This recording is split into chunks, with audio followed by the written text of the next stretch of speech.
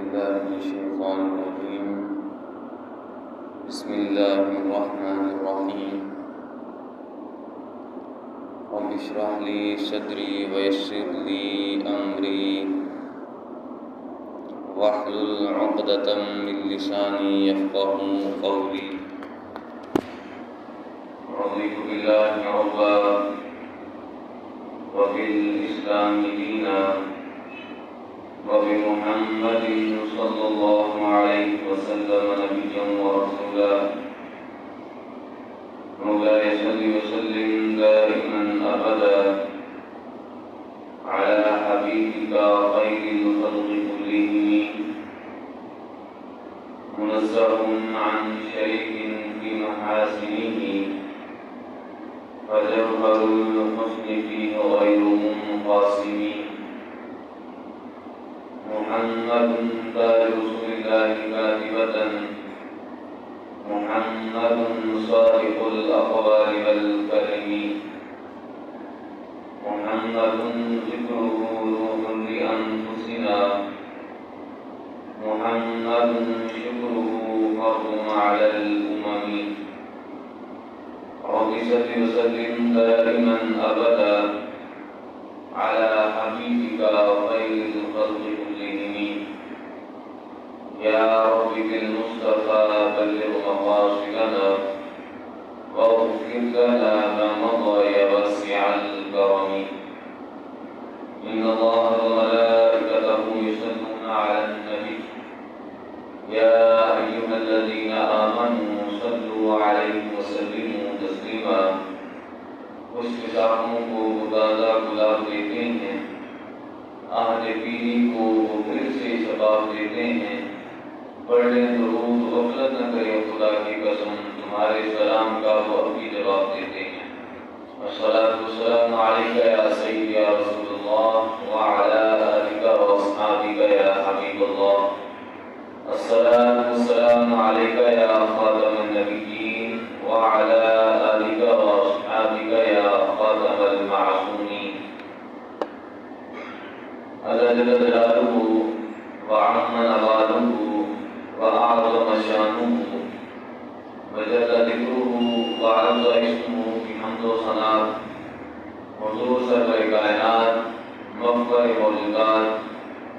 زینت بزم کائنات، قائد المرسلین احمد مصطفیٰ حضرت محمد مصطفیٰ صلی اللہ علیہ وسلم کی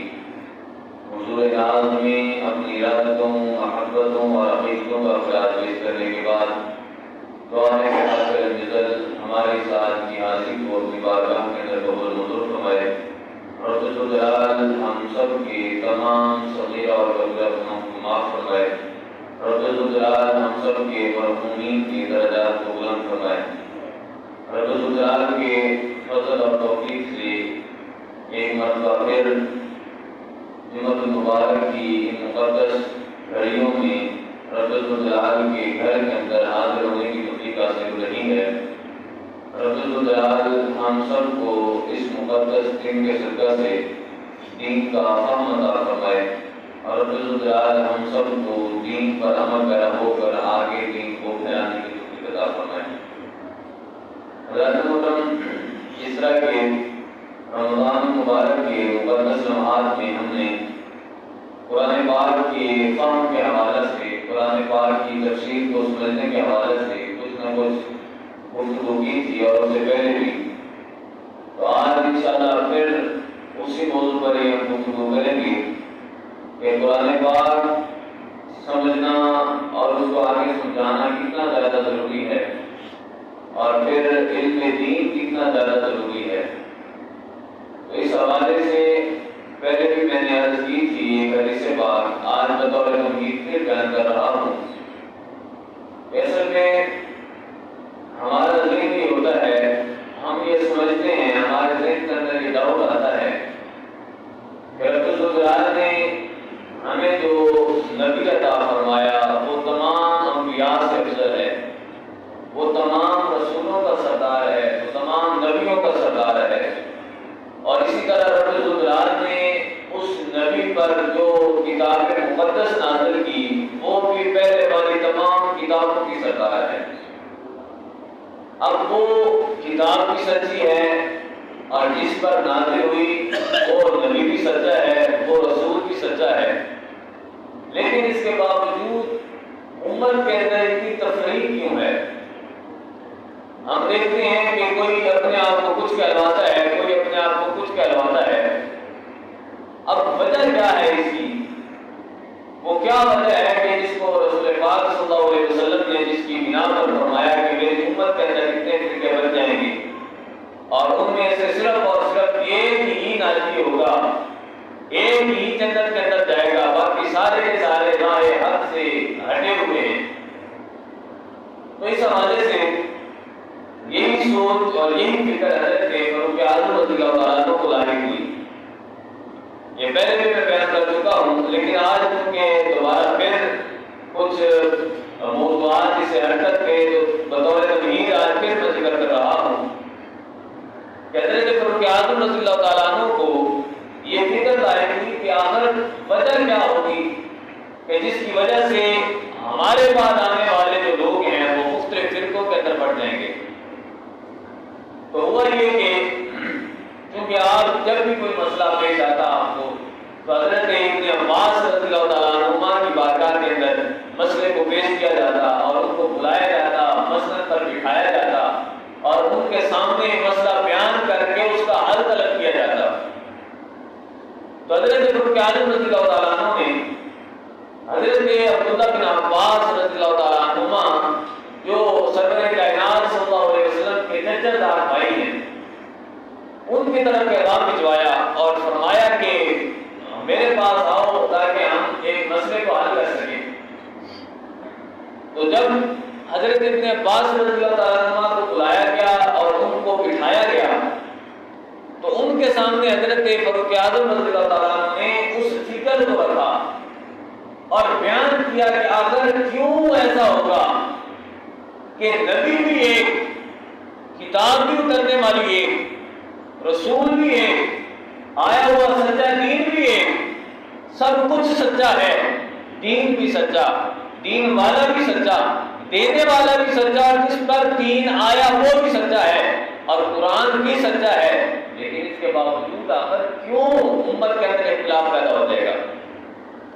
امت کیوں مختلف فرقوں کے اندر بڑھ جائے گی؟ تو جب آپ نے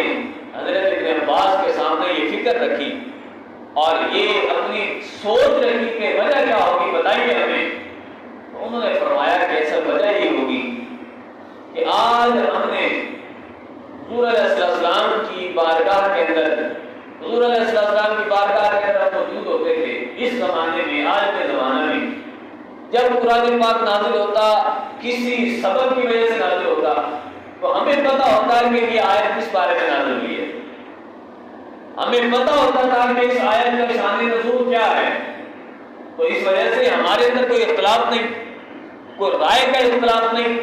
کیونکہ سب کو پتہ ہے کہ رسول پاک صلی اللہ علیہ وسلم کو اگر کسی بھی مسئلے کی تشویش لاحق ہوئی، کوئی بھی فکر لاحق ہوئی یا کوئی بھی مسئلہ حل کرنا ہوا امت کے اندر، کیونکہ رب العزت نے اس قرآن پاک کو بالتدریج نازل فرمایا ہے کہ جیسے جیسے امت کو اس کی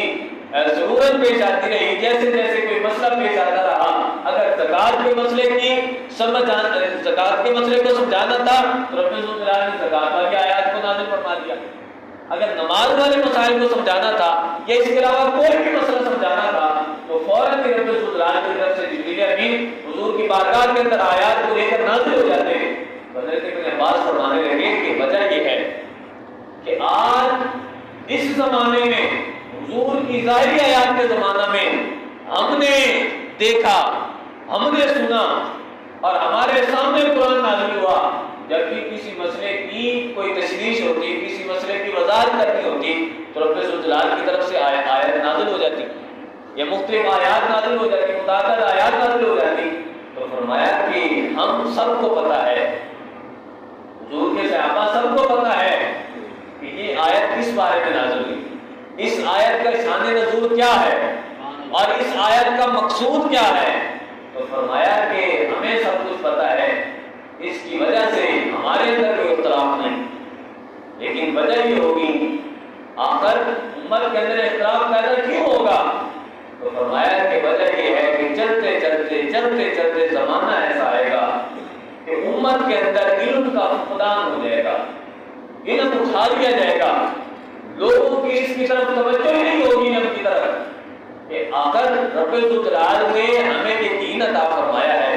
رب الجلال نے ہمیں یہ قرآن عطا فرمایا ہے، تو آخر ہم کچھ ٹائم نکال کر تو اس کو سمجھ لیں۔ ہم نے یعنی بعد میں آنے والے لوگ، حضرت ابن عباس فرما رہے تھے کہ بعد میں آنے والے لوگ ان کو باقی ہر شے کی فکر لاحق ہوگی، لیکن ان کو نہیں پتا ہوگا، اگر ان کے پاس ٹائم نہیں ہوگا تو صرف اور صرف دین کو سمجھنے کا نہیں ہوگا۔ لوگ جب دین کو سمجھنا چھوڑ دیں گے، قرآن کو سمجھنا چھوڑ دیں گے، حضور کے فرامین کو سمجھنا چھوڑ دیں گے، تو پھر کیا ہوگا؟ فرمایا کہ اس وقت پھر لوگوں کی آیات کے بارے میں مختلف رائے بن جائے گی کہ جب قرآن کا پتہ نہیں ہوگا اور حدیث کا پتہ نہیں ہوگا، دین کے کسی معاملے کا پتہ نہیں ہوگا، تو صاحب ظاہر ہے کہ جب کم علم لوگ، بے علم لوگ، جن کے پاس کسی شے کا علم نہیں ہے، ان کے سامنے جب کوئی شیطان کی طرف سے جس کو القاء کیا گیا، شیطان کی طرف سے جس کے ذہن کے اندر کوئی وہم ڈالا گیا کہ اس آیت کا آپ نے شان نزول یوں بیان کرنا ہے، یا اس آیت کو تم نے اس آیت کا مفہوم یوں بگاڑ کر پیش کرنا ہے، تو فرمایا کہ اس وقت یہ ہوگا کہ جب سامنے والے اور سننے والے مسلمان جن کے لیے رب الجلال کے محبوب صلی اللہ علیہ وسلم نے اتنی محنت کر کے دین پہنچایا، اور ہم نے اتنی محنت کی کہ ان تک دین پہنچایا جائے، قرآن اگر اس کے بعد جن کے پاس کاغذ بھی نہیں ہوتا تھا، قرآن کو انہوں نے کیسے لکھا؟ کسی نے قرآن کو ہڈی پر لکھا، کسی نے کسی درخت کے پتھر پر لکھا، کسی نے دیوار پر لکھا، لیکن اس کے باوجود بھی انہوں نے قرآن کو سنبھالا، حضور کے فرامین کو سنبھالا، اتنی محنت کر کے حضرت ابن عباس فرماتے ہیں کہ جب لوگوں تک ہم نے دین پہنچا دیا، ہم دین پہنچا دیں گے تو چلتے چلتے وقت یہ آئے گا، زمانہ یہ آئے گا کہ لوگوں کو دین کی فکر نہیں ہوگی، لوگ قرآن کا فہم حاصل کرنا چھوڑ دیں گے، تو جب چھوڑ دیں گے تو ان کی آراء آپس کے اندر ٹکرائیں گی، ان کے خیالات ٹکرائیں گے، ایک کہے گا کہ قرآن اس بارے میں نازل ہوا اور دوسرا کہے گا کہ قرآن اس بارے میں نازل ہوا، تو جب آراء مختلف ہوگی، ان کے خیالات، ان کے گمانات قرآن پاک کے بارے میں، احادیث کے بارے میں جب مختلف ہوں گے، تو فرمایا کہ اس وقت یہ اختلاف پیدا ہو جائے گا۔ تو حضرت عمر فاروق رضی اللہ تعالیٰ عنہ اتنی دیر سے سن رہے تھے، پورا جو آپ نے تذکرہ کیا، پورا جو بیان کیا آپ نے، وہ سن رہے تھے، تو حضرت عمر فاروق رضی اللہ تعالیٰ عنہ فرمانے لگے کہ یہ نہیں ہو سکتا، میری فکر یہ برداشت نہیں کر سکتی کہ آخر یہ بھی ہو سکتا ہے، آخر قرآن تو سچا ہے، دین سچا ہے، لیکن پھر بھی یہ کیوں ہوگا؟ تو حضرت ابن عباس نے سارا کچھ بیان کر بھی لیا، لیکن اس کے باوجود کہ حضرت فاروق اعظم رضی اللہ تعالیٰ عنہ اس کو ایکسپٹ نہیں کیا، اس کو قبول نہیں کیا، تو پھر حضرت ابن عباس واپسی گھر چلے گئے۔ جب گھر گئے تو حضرت فاروق اعظم رضی اللہ تعالیٰ عنہ پھر آپس کے اندر ہی اپنے آپ میں یہ سوچنے لگ گئے کہ آخر ابن عباس جو ہر شے کا علم رکھتے ہیں، جو حضور علیہ السلام کی طرف سے جن کو دعا حاصل ہے، رب الجلال کے محبوب صلی اللہ علیہ وسلم نے جن کو علم نافع کی دعا عطا فرمائی ہے، تو آخر ان کو قرآن پاک کا اتنا علم ہے، باقی ہر مسئلہ ان کا بیان کیا ہوا صحیح ہوتا ہے، تو یہ مسئلہ بھی صحیح ہوگا۔ تو سوچتے رہے، کافی دیر تک سوچتے رہے، اپنے آپ سے باتیں کرتے رہے کہ آخر کیا ابن عباس نے صحیح فرمایا یا غلط فرمایا۔ تو بالآخر دوبارہ پھر آپ نے پھر پیغام بھجوایا کہ ابن عباس رضی اللہ تعالیٰ عنہ کو دوبارہ پھر بلایا جائے۔ جب دوبارہ پھر بلایا گیا تو آپ نے پھر ارشاد فرمایا، اے ابن عباس دوبارہ پھر بیان کیجیے، جو کچھ آپ نے پہلے بیان کیا تھا وہ دوبارہ بیان کیجیے۔ تو حضرت ابن عباس رضی اللہ تعالیٰ عنہ نے جو پہلے وجہ بیان کی تھی کہ وجہ یہ ہوگی کہ ہمارے سامنے قرآن نازل ہوا، ہم نے دیکھا کہ قرآن کی آیت کس بارے میں ہے، تو اس وجہ سے ہمیں پتہ ہے، لیکن بعد میں آنے والے لوگوں کو جب پتہ نہیں ہوگا تو ان کی آراء آپس کے اندر ٹکرائیں گی، جب آراء ٹکرائیں گی تو پھر فرقہ ہو جائے گی امت۔ تو حضرت عمر فاروق رضی اللہ تعالیٰ عنہ نے پھر اس وقت قبول کیا کہ واقعی ایسا ہو سکتا ہے۔ تو یہ وجہ ہے، انہوں نے تو بیان کر دیا، انہوں نے تو دین ہم تک پہنچا دیا، انہوں نے قرآن پاک پر اتنی محنت کر کے قرآن پاک کو محفوظ کر کے اکٹھا کر کے ہم تک پہنچا دیا۔ 14 صدیاں گزر گئیں، ہر صدی کے اندر، ہر زمانے کے اندر وہ علماء پیدا ہوتے رہے جنہوں نے ہم تک دین پہنچایا۔ آج گھر گھر کے اندر، گلی گلی کے اندر، محلے محلے کے اندر دین کے لیے جانے والے لوگ بھی موجود ہیں، لیکن ہمارے لیے کیا ہے؟ ہم سمجھنے کے لیے اس کے لیے تیار نہیں ہو رہے۔ ہماری سمجھ جو ہے وہ اس قابل نہیں ہو رہی کہ ہم اس کو بھی سمجھ سکیں، ہم اس طرح بھی تھوڑی توجہ کریں۔ جب ہم نے اصلی علوم سارے حاصل کر چکے، ہم نے دین کو اگر پس جب ہم ڈال رہے ہیں تو پھر ہوگا کیا کہ ہمیں جب قرآن کی سمجھ نہیں ہوگی تو لوگ آئیں گے، سچا قرآن اٹھا کر آئیں گے، لیکن کیا ہوگا؟ قرآن سچا ہوگا، حدیث سچی ہوگی، لیکن وہ بندہ جھوٹا ہوگا۔ وہ بندہ جس نے شیطان کی طرف سے پڑھا، وہ جب آپ کے سامنے بیان کرے گا، جب آپ کو اس بات کا علم بھی نہیں ہوگا، کیونکہ حضور علیہ السلام نے ارشاد فرمایا کہ مجھے اپنی امت پر قرآن کا بھی خطرہ ہے۔ یا رسول اللہ صلی اللہ علیہ وسلم، قرآن کا خطرہ کیسے ہو سکتا ہے؟ قرآن تو ایک رحمت ہے۔ فرمایا کہ قرآن کا خطرہ ایسے ہے کہ وجہ یہ ہے کہ اس کو منافق پڑھ جائیں گے، فَيَتَعَلَّمُهُ الْمُنَافِقُونَ، اس کو منافق پڑھ جائیں گے۔ جب منافق پڑھیں گے تو منافق پڑھنے کے بعد پھر چپ نہیں رہیں گے، بلکہ قرآن پاک کا جو مفہوم ہوگا، قرآن پاک کا جو مقصود ہوگا، اس کو بگاڑ کر لوگوں کے سامنے پیش کریں گے۔ اور جب لوگوں کے سامنے بیان کریں گے، لوگوں کے سامنے پیش کریں گے تو آگے ہوں گے بغیر علم والے، بے علم لوگ جب بیٹھے ہوں گے تو ان کے ذہن کے اندر فوراً وہ بات گھس جائے گی۔ جب گھس جائے گی تو پھر کیا ہوگا کہ وہ بھی دین سے ہٹ جائیں گے۔ تو اس وجہ سے ہم سب کے لیے لازم ہے ہم قرآن کو سمجھیں۔ اگر ہم قرآن نہیں سمجھیں گے تو آپ دیکھ رہے ہیں اس زمانے کے اندر قرآن پاک کو نہ سمجھنے کی،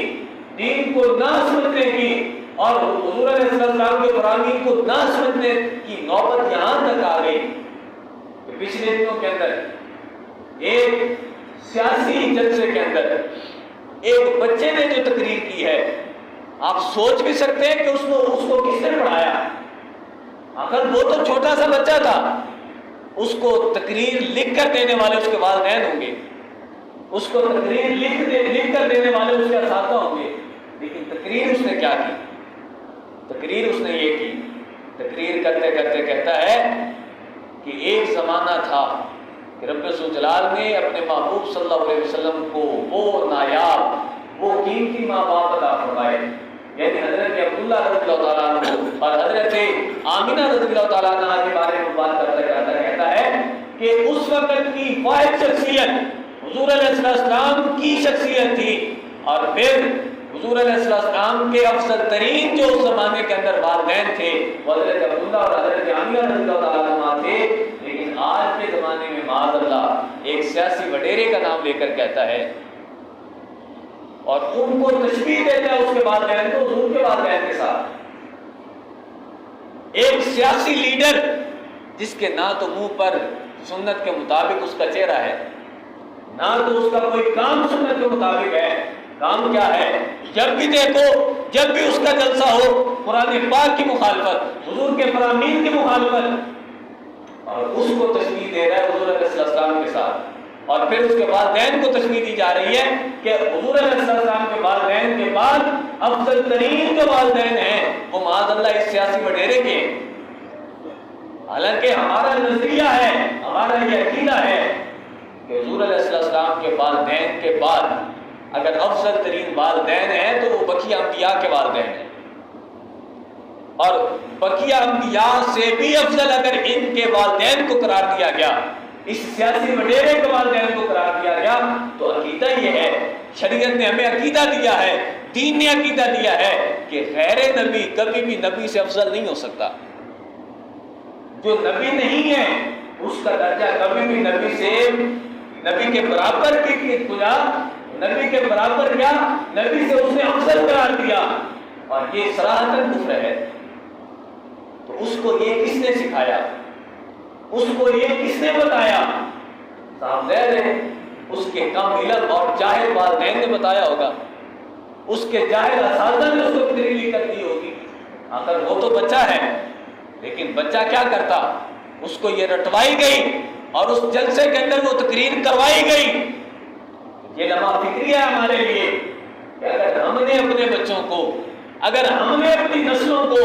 سنوارنا ہے اور ان کو دین پر چلانا ہے، تو ہمارے لیے ضروری یہ ہے کہ ان کو دین کا علم دے، ان کو قرآن کا علم دے، ان کو حدیث کا علم دے۔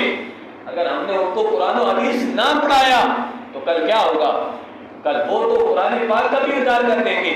وہ کہیں گے کہ یہ بھی ایک معاذ اللہ عام سی کتاب ہے، وہ کہیں گے کہ نماز فرض نہیں ہے، زکوٰۃ فرض نہیں ہے، یہ زکوٰۃ فرض کیوں ہو رہی ہے، یہ تو مال کے اندر خسارہ ہے۔ اس وجہ سے ہم سب کے لیے لازم ہے، عصری علوم ضروری ہیں۔ اس زمانے کے اندر آپ اسکول میں، کالج میں اور یونیورسٹیوں کے اندر اپنی اولادوں کو بھیجیں، لیکن کم از کم جس دین کا نعرہ ہر زبان پر ہے، جس دین کا نعرہ ہم سب لگاتے ہیں کہ ہم اس دین پر چلنے والے ہیں، ہم امت محمدیہ ہیں صلی اللہ علیہ وسلم، اور ہم دین محمدی کے پیروکار ہیں، تو کیا اس دین کو سمجھنا ہمارے لیے ضروری نہیں ہے؟ تو عصری علوم بھی ضروری ہیں، لیکن سب سے جو ضروری زیادہ ہے وہ ہے ہمارا عقیدہ، وہ ہے ہمارا نظریہ۔ اگر ہمارا عقیدہ ہی درست نہیں ہوگا، اگر ہمارا نظریہ ہی درست نہیں ہوگا، تو آنے والی نسلیں کبھی بھی دین کا نام نہیں لیں گی۔ بلکہ حضور علیہ السلام نے ارشاد فرمایا ایک زمانہ آئے گا کہ دین اس طرح سمٹ جائے گا جس طرح گو جو ہے وہ اپنے سراغ کے اندر سمٹ کر چلی جاتی ہے، اور فرمایا کہ پھر بعد میں کیا ہوگا، آنے والے لوگ ان سے جب پوچھا جائے گا کہ دین اسلام کیا ہے، اسلام کیا ہے، تو وہ کہیں گے کہ اسلام ایک چیز ہے، ہم نے بڑوں سے سنا تھا کہ وہ کہتے تھے کہ لا الہ الا اللہ محمد رسول اللہ، وہ کہتے تھے کہ اسلام ایک چیز ہے، ہمیں اس کے بارے میں کوئی نہیں پتا۔ اور یہ کب ہوگا؟ یہ آنے والی نسلیں جب بڑی ہوں گی۔ آج کے زمانے میں کچھ نہ کچھ تو موجود ہے، دین کو بتانے والے بھی موجود ہیں، لیکن یہی نسل جن کو ہم نے اسکولوں میں، کالجوں میں، یونیورسٹیوں کے اندر بھیج دیا کہ جاؤ اعلیٰ تعلیم حاصل کرو، لیکن جس دین کے لیے ہم نے، جس دین کا ہم نے کلمہ پڑھا، جس محبوب عالم صلی اللہ علیہ وسلم کا کلمہ پڑھا، جس رب کو ہم مانتے ہیں، جس رب کو ہم پوجتے ہیں، جس کی عبادت کرتے ہیں، اگر اس کے فرامین ہی ہمیں سمجھ نہ آئے تو پھر آنے والی نسلوں کا بیڑا غرق ہو جائے گا۔ تو یاد رکھیں عصری علوم بھی ضروری ہیں اس دور میں، لیکن سب سے جو زیادہ ضروری ہے وہ دین کا علم۔ تو اس کو ایک مثال کے ساتھ سمجھیے، عصری علوم ہے اینک، اور دین کا جو علم ہے وہ ہے آنکھ۔ اگر آنکھ سلامت ہو تو اینک پہنی جا سکتی ہے، ضرورت کے وقت اینک بھی پہنی جا سکتی ہے، ضرورت کے وقت بندہ اس کا استعمال کر سکتا ہے، لیکن کسی کی آنکھ ہی سلامت نہ ہو، کسی کی دونوں آنکھیں نہ ہو، تو اگر وہ اینک پہنے گا تو کیا آپ اس کو کہیں گے؟ وہ تو ایک فراڈ ہے، وہ تو صرف اور صرف دوسرے لوگوں کو گمراہ کرنے والی بات ہے۔ تو اس وجہ سے یاد رکھیے دین کا علم جو ہے وہ آنکھ ہے، اور عصری علوم یہ سکولوں کے اندر جو علم سکھایا جاتا ہے، یونیورسٹیوں کے اندر، کالجوں کے اندر، یہ ایک اینک کی مانند ہے۔ اگر آنکھ سلامت ہو تو اینک کی بھی ضرورت ہوتی ہے، اینک کو ضرورت کے وقت بندہ استعمال کر سکتا ہے، لیکن اگر آنکھ ہی موجود نہ ہو تو اس وجہ سے یاد رکھیں یہ کیسے ہوگا۔ مثال کے طور پر اگر آپ باہر چلتے ہیں، راستے کے اندر کوئی کھڈا ہے، کوئی گڑھا ہے اور اس کے اندر پانی کھڑا ہوا ہے، اگر کوئی نبینا شخص جس کی آنکھیں سلامت نہیں ہیں، یہ دین کا فائدہ بتا رہا ہوں کہ دین کا علم زیادہ ضروری کیوں ہے اور یہ اس کا فائدہ کیا ہوگا، تو جیسے ایک کھڈا سامنے آ جاتا ہے، ایک گڑھا سامنے آ جاتا ہے، تو آپ دیکھتے ہیں کہ کوئی نبینا شخص جا رہا ہے جس کو پتہ نہیں ہے کہ سامنے گڑھا ہے، جس کو پتہ نہیں ہے کہ جیسے میں اگلا قدم رکھوں گا تو فوراً میں گڑھے کے اندر گر جاؤں گا اور میری موت ہو جائے گی۔ تو فرمایا کہ جب دین کا علم آنکھ ہے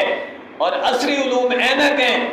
تو دین کا علم جب ہم حاصل کریں گے تو اس کا فائدہ یہ ہوگا کہ کوئی بندہ بھی اگر کسی گمراہی کے کھڈے کے اندر، گمراہی کے گڑھے کے اندر جب گرنے لگے گا، اور گمراہی کا کھڈا کیا ہوتا ہے، گمراہی کا گڑھا کیا ہوتا ہے کہ جب ہم قرآن کو نہیں سمجھیں گے، دین کو نہیں سمجھیں گے، احادیث کو نہیں سمجھیں گے، تو پھر دین والی جو ہماری آنکھیں ہیں، شریعت والی جو ہماری آنکھیں ہیں، وہ ہم سے ختم ہو جائیں گی، وہ ہم سے چلی جائیں گی۔ جب چلی جائیں گی تو پھر کوئی گمراہ ہمیں آ کر آسانی کے ساتھ گمراہ کر لے گا۔ جب گمراہ کر لے گا تو یہی تو گمراہی کا کھڈا ہے، یہ تو گمراہی کا گڑھا ہے۔ تو جس طرح ایک ظاہری آنکھوں والا نابینا کو کسی کھڈے میں جانے سے بچا سکتا ہے، اسی طرح جس کے پاس دین کا علم ہے، جس کے پاس قرآن کا علم ہے، جس کو دین آتا ہے، جس کو شریعت آتی ہے، تو وہ بھی جب کوئی بندہ گمراہی کی کسی دلدل کے اندر گرنے لگے گا، گمراہی کے کسی کھڈے کے اندر گرنے لگے گا، تو وہ آگے بڑھ کر اس کو سنبھال لے گا۔ جیسے ظاہری کھڈے کے اندر، کسی کنویں کے اندر، کسی تالاب کے اندر گرنے سے موت واقع ہو جاتی ہے، تو اسی طرح گمراہی کی دلدل کے اندر، گمراہی کے کھڈے کے اندر گرنے کی وجہ سے کیا ہوتا ہے، بندے کا ایمان سلب ہو جاتا ہے اور بندے کو خبر تک نہیں ہوتی۔ اور قیامت والے دن کو سوچے گا، قیامت والے دن کو دیکھے گا کہ میں نے نمازیں پڑھی تھی، میں نے روزے رکھے تھے، لیکن علم نہیں تھا۔ غوث اعظم رضی اللہ تعالیٰ عنہ فرماتے ہیں کہ بغیر فقہ کے، بغیر سمجھ کے عبادت کرنے والا ایسا ہے کہ جس طرح چکی کے اندر گدھے کو جوتا ہوا ہوتا ہے۔ اگر آپ خود سمجھیں، خود آپ اس کا اندازہ لگائیں کہ وہ گدھا جس کو چکی کے لیے رکھا گیا ہو، چکی گھمانے کے لیے، اس کا کیا فائدہ ہوتا ہے؟ اس کا کوئی فائدہ ہوتا ہے؟ صرف اور صرف اس کی طاقت صرف ہوتی ہے، اس کا پسینہ بہایا جاتا ہے، اس کو مارا پیٹا جاتا ہے، لیکن اس کو کوئی فائدہ نہیں ہوتا۔ تو فرمایا کہ المتعبد بغیر فقہ کالحمار فی الطاحونہ، بغیر سمجھ کے عبادت کرنے والا، بغیر سمجھ کے دنیا کے اندر چلنے والا، دین کو نہ سمجھ کر، قرآن کو نہ سمجھ کر چلنے والا ایسا ہے کہ جس طرح گدھے کو چکی کے اندر جوتا ہوا ہوتا ہے، جس طرح اس کو کوئی فائدہ نہیں ہوتا، تو قیامت والے دن اس کے بھی کسی عمل کا کوئی فائدہ نہیں ہوگا۔ اس کی وجہ کیا ہوگی؟ وجہ یہ ہے کہ عقیدہ ہی درست نہیں تھا، سمجھ ہی نہیں تھی دین کی، اور اسلام کی سمجھ ہی نہیں تھی۔ لہذا غور سے سنیں اور اس کو سمجھیں، آپ کے سامنے سب کچھ موجود ہے کہ یہ گمراہی کہاں سے آئی، یہ گمراہی کس نے پھیلائی، یہ آپ کو سمجھنا چاہیے، اور یہ گمراہی کیسے ختم ہوگی، تو اس کے حوالے سے رب الجلال کا قرآن یہ بار بار پکارتا ہے کہ لا ریب فیہ ھدی للمتقین۔ اے لوگو، قرآن پاک تمہارے لیے ہدایت بن کر آیا ہے، متقین کے لیے ہدایت بن کر آیا ہے۔ تو اگر تم کسی بھی گمراہی کی دلدل کے اندر اگر تم جا رہے ہو، اگر تمہیں قرآن کا علم ہے، تمہیں حدیث کا علم ہے، تمہیں شریعت کا فہم ہے اور شریعت تم سمجھنے والے ہو، تو کبھی بھی اس دلدل کی طرف نہیں جاؤ گے۔ تو میں آپ کے سامنے دوبارہ پھر آپ کو یاد کرتا ہوں کہ یہ جو جلسے کے اندر سیاسی وڈیرے کا نام لیا گیا اور اس کے بعد دین کا نام لیا گیا اور ان کو تشبیہ دی گئی، معاذ اللہ حضور علیہ السلام کے والدین کے ساتھ، طیبین طاہرین کے ساتھ، ان جیسا کون ہو سکتا ہے؟ ایک شریعت پر نہ چلنے والا کمینہ، جس کو شریعت کا کسی بات کا بھی علم نہ ہو، اور جو صرف اور صرف اس کا کام کیا ہو کہ امت کی بچیاں نچاتا پھرے، تو اس کے والدین کی کیا نسبت ہو سکتی ہے حضور کے والدین کے ساتھ؟ لہذا اگر آپ چاہتے ہیں کہ آپ کا دین سلامت رہے، آپ کی نسلوں کا دین سلامت رہے، تو آپ سب کے لیے لازم ہے کہ پہلے آنکھ ارینج کریں، پہلے آنکھوں کو تیار کریں، اس کے بعد اگر آپ کو اینک کی ضرورت ہوگی تو اینک بھی پہن سکتے ہیں۔ لہذا آنکھ جو ہے وہ شریعت کا علم ہے، آنکھ جو ہے وہ دین کا علم ہے۔ آنکھ کیا ہے؟ آنکھ ہے دین، آنکھ ہے قرآن و سنت کا فہم۔ جب آپ کو یہ سمجھ آ جائے گا تو اس کے بعد اگر تم نے بچے کو چھوڑ بھی دیا اسکول کے اندر، بچے کو بھیج دیا، تو آج یہود و نصارا یہ تاک لگائے بیٹھے ہیں کہ کسی نہ کسی طرح امت مسلمہ کے بچوں کو ان کے دین سے ہٹایا جائے، ان کے دین سے ان کو پھیر دیا جائے۔ تو اس کے لیے انہوں نے کیا پروپیگنڈا استعمال کیا ہوا ہے، انہوں نے کیا کیا ہے؟ ہمارے پاکستان کے اندر، ہمارے اسکولوں میں، یونیورسٹیوں کے اندر جو سلیبس ہے، ان سلیبس کے اندر کتنی ایسی باتیں ہیں کہ جو قرآن و سنت کے مترادف نہیں ہیں۔ قرآن و سنت کی مخالفت ہوتی ہے ان کے ساتھ. اور کتنے ایسے لیکچرار ہیں جو یہودی اور نصاری ہیں، یہود و نصارہ میں سے لیکچرار ہمارے کالجوں یونیورسٹیوں کے اندر ہیں، ہمیں پتہ ہی نہیں. کتنے قادیانی، کتنے مرزئی ہمارے کالجوں میں، پاکستان کے کالجوں میں، یونیورسٹیوں کے اندر پڑھا رہے ہیں، اور اپنے وہ دین کا جس کو دین کہا بھی نہیں جا سکتا وہ اس کی تبلیغ کر رہے ہیں. اور ہمیں پتہ نہیں، ہم تو بغیر کسی سمجھ کے صبح اپنے بچوں کو تیار کرتے ہیں، اسکول کی طرف روانہ کر دیتے ہیں، کالج کی طرف روانہ کر دیتے ہیں، کالج کے اندر چھوڑ آتے ہیں. تو کبھی آپ نے سوچا ہے کہ جس بچے کو اپنا دین کا پتہ نہیں ہے، جس بچے کو اپنا عقیدہ پتہ نہیں ہے، وہ جا کر اگر غیروں کے لیکچر لے گا تو کل آنے والی نسلوں کا کیا بیڑا غرق ہو جائے گا، کیا ان کا بنے گا. تو اس وجہ سے ہم سب پر یہ لازم ہے کہ ہم اپنے بچوں کو، ہم اپنے بچوں کو، اپنی اولادوں کو، نسلوں کو اگر ہم نے سنوارنا ہے تو سب سے پہلے لازم ہے کہ ہم ان کی آنکھیں تیار کریں، ہم انہیں دین کا علم سکھائیں. جب دین کا علم سکھا دیں گے تو کل کو اگر کوئی گمراہ کرنے والا ان کے سامنے جب بھی قرآن کے مخالف کوئی بات کرے گا تو ان کو پتہ ہوگا کہ یہ قرآن کے مخالف بات ہے. تو اس وجہ سے ہم سب پر یہ لازم ہے کہ ہم سب قرآن کا فہم حاصل کریں، قرآن کو سمجھیں، قرآن و حدیث کو سمجھیں، تاکہ آنے والی ہماری نسلیں بھی بچیں.